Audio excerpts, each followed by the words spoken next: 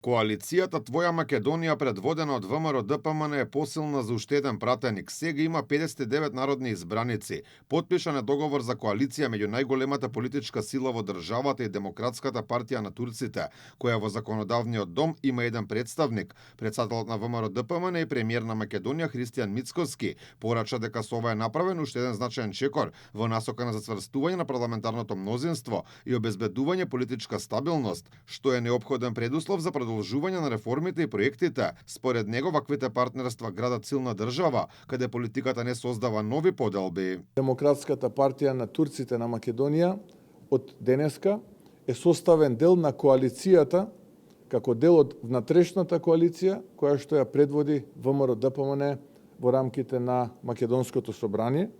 И со тоа, веќе парламентарното мнозинство добива уште еден пратеник дополнително, а пратеничката група на коалицијата која што ја предводи ВМРО ДПМН во македонскиот парламент ќе брои 59 пратеници. Демократската партија на турците ќе има еден министер без ресор во владиниот кабинет. Партискиот претседател Зулфикар Зејнула кажа дека да се биде дел од власта е чест, но и обврска.